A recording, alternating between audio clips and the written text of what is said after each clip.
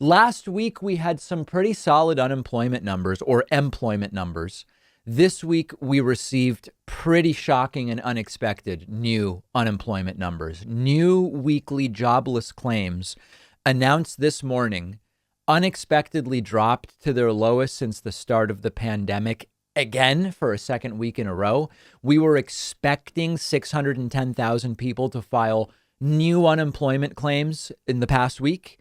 We got 547,000. So we came in more than 10% lower than the expected number of unemployment claims. That's negative from the standpoint of positive.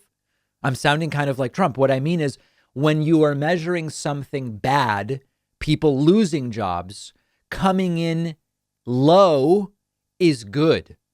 I tested very positively from the standpoint of negative. Okay, for context, during the Great Recession of the 2000s, the high mark for 1 week job losses was 665,000. We are now below that number for 2 weeks in a row. And remember that we are 90% below what we were seeing in 2020, sometimes 6 million new jobless claims in a single week. We are about 90% below that. So that's all pointing in the right direction. Now, it's not all perfect. There's no reason to pretend it is. This is economic for me. It's not political. Continuing claims, meaning people who were already unemployed before this week and are still unemployed, that came in slightly higher than expected at about 3.6 million people. That's not great. We want to keep seeing that go down.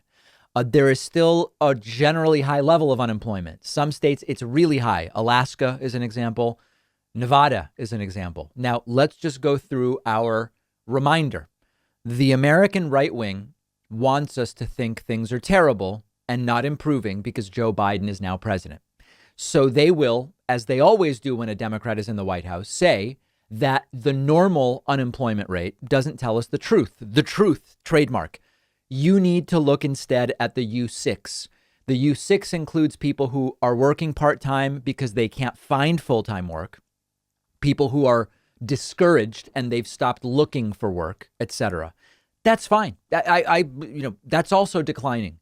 The U6 spiked to more than 22% at the start of the pandemic. It was down to 12 point something when Trump left. It's now down to 10 point something percent. The U6 is always higher than the U3, but it's declining as well. And that is a very good thing. You know, people often want to call out one measure or another as misleading for political reasons, as if it's some kind of malicious conspiracy. Each of these indicators is designed to show something different and to tell us different things. You look at more data points and you have a deeper understanding of what's going on. No one data point tells you everything. Look at the U3, which is the unemployment rate that's often talked about on the news. But also look at the U6, look at wages, look at new claims, look at consumer confidence and inflation, which we see typically through the consumer price index. Look at the stock market. It's also a unique situation right now where there are people who lost jobs completely due to the pandemic. They're coming back partially now as businesses start to reopen. Many of those people who are currently back part-time, but they used to be full-time, they will go back to being full-time eventually. Not all, but many will.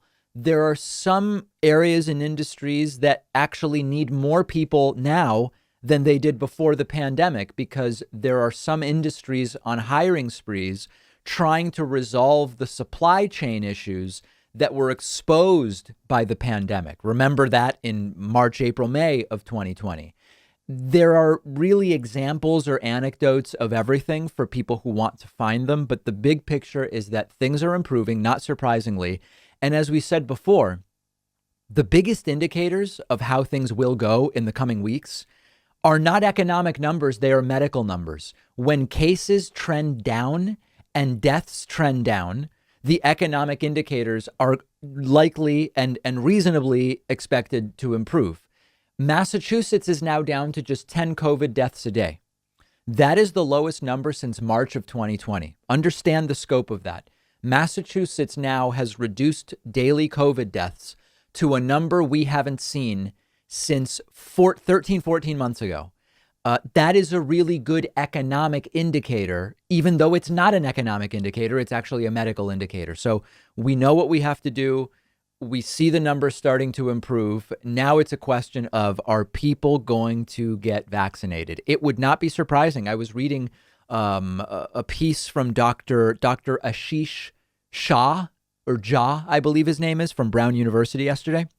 He is saying contagion outdoors is so low. We believe maybe 1 in 1,000 cases are transmitted outdoors, that things are looking good enough that we could probably do away with any outdoor masking mandates, states that still have them, relatively soon. These bits of good news are going to accelerate the more quickly that cases and deaths go down, which is, of course, driven by vaccinations going up.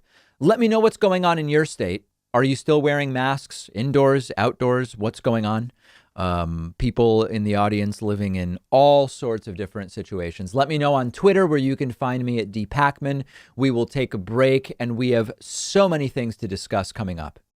One of our sponsors today is COVID Rescue Fund. COVID Rescue Fund is helping small business owners who have lost their businesses during COVID.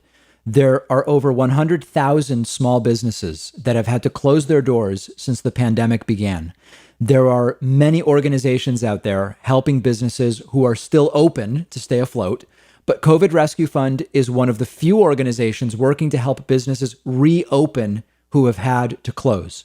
COVID Rescue Fund crowdsources funds to provide grants up to $100,000 for these owners to create new businesses.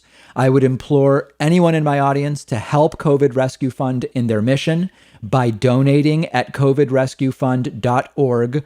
All money that you give is going to the mission, not to compensating people who work for the organization. The founders of COVID Rescue Fund are big fans of the David Pakman Show. Let's help them bring back as many small businesses as we can. The link is right underneath this video.